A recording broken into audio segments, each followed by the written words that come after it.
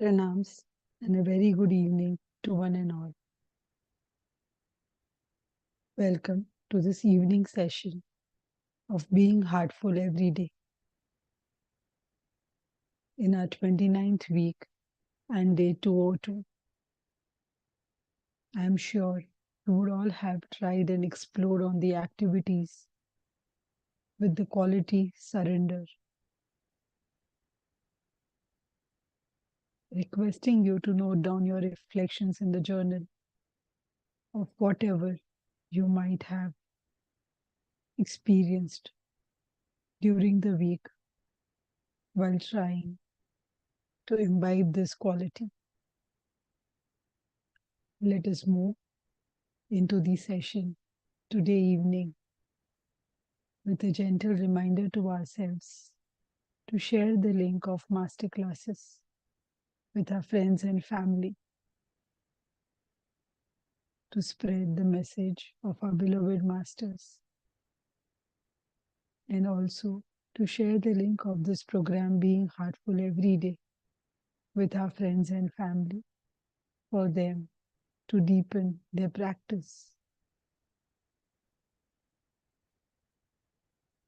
Today, we will start the session by reading a Bhandara message by Revered Daji of this April 2024 on the birth anniversary of Pujya Sri Babuji Maharaj. The title of the Bhandara message is our very own quality of the week, surrender. Daji writes, "Dear friends, a fundamental principle woven into the fabric of any spiritual pursuit is the cultivation of Sharanagati, a profound state of surrender and trust. It stands at the quintessential essence, a treasured core that guides us towards the sublime terrain of enlightenment and inner peace. Embracing Sharanagati is akin to opening ourselves to the universal flow, where the relinquishing of ego-driven resistance allows for a harmonious alignment with the greater cosmic will. Far from being a passive resignation, spiritual surrender is an active engagement in the divine tapestry, an alignment with the transcendent truths that underpin our existence. It is in this sacred surrender that the seeker finds true strength and an unshakable serenity that pervades all aspects of being. During this celebration for the 125th birth anniversary of Pujya Babuji Maharaj, I wish that we will all develop a positive longing for such a state of Saranagati, loosely translated as surrender. Surrender is not always easy. We often resist. We may understand its importance on our spiritual journey in theory, but the resistance happens in practice. When faced with the opportunity to submit to the other, yield with supplicancy, and let go of our tendencies and beliefs, we struggle. Why is it so? Given that surrender is essential to reach our spiritual goal, what causes the resistance? Actually, it's very understandable. Not only is surrender a perceived threat to our freedom and free will, but it's a threat to the very survival of an important part of us. That part is our sense of identity, the ego. The ego attaches itself to various qualities, attributes, and personality traits that become fixed over time, forming knots in our subtle bodies. Our subconscious programming and neural networks also become hardwired, and we develop tendencies and beliefs with which we identify. All these plays out at the subconscious level, tethering the soul. So, is it any wonder we struggle? The unraveling of these knots is at the center of our spiritual journey, and the master's role is pivotal. The ego in its pure form is not the problem. Rather, the attachments the ego forms to create its identity in the outside world are the problem. And this we know as egotism. Pujya Babuji Maharaj once said, "In my opinion, the mind and the ego are the only two things in man, the best and the most useful." In fact, ego refers to the real being, and mind searches it out. Really, we have to learn the proper utilization of everything in man. There must not be misuse of anything. That is humanity in the true sense, which is our human duty.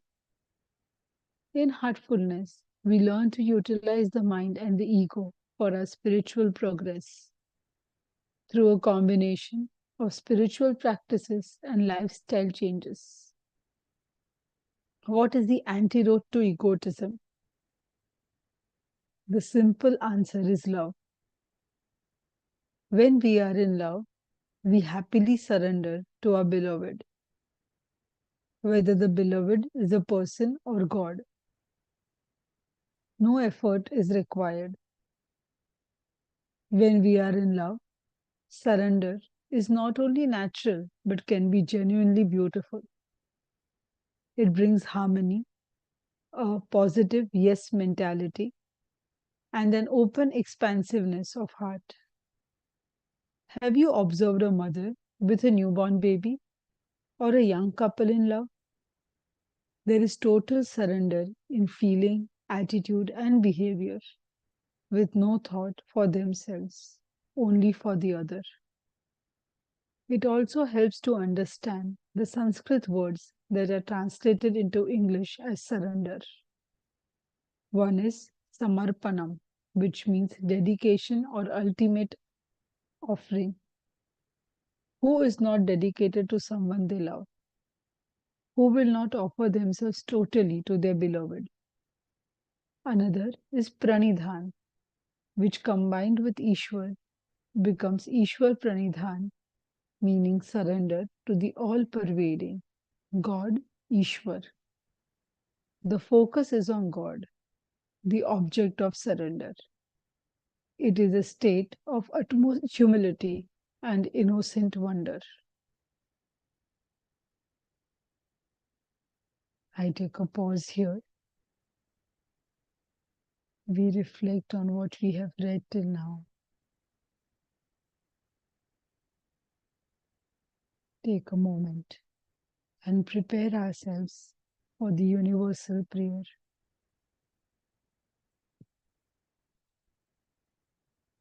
Let us all feel connected and centered to the innermost core of our being.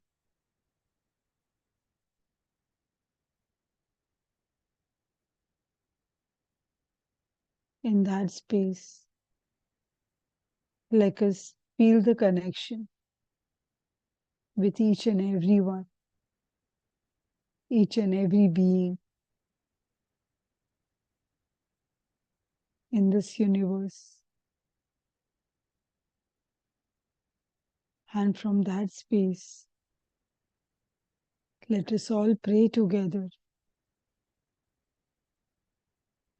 that all brothers and sisters are being filled with love and devotion, and real faith is growing stronger in them. आइए हम सभी मिलकर ये प्रार्थना करें कि सभी भाई बहन प्रेम, और भक्ति से भर रहे हैं और उनमें सच्ची श्रद्धा दृढ़ होती जा रही है।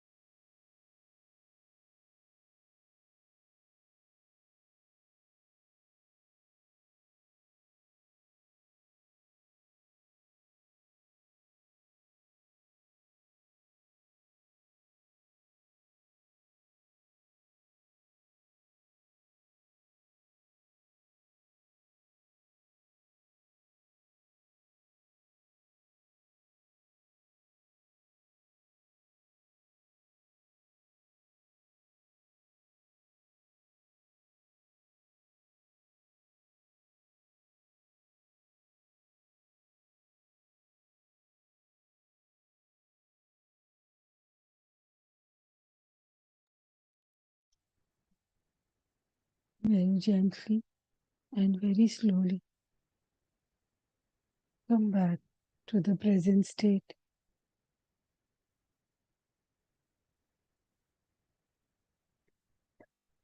Then you feel comfortable. You may gently open your eyes.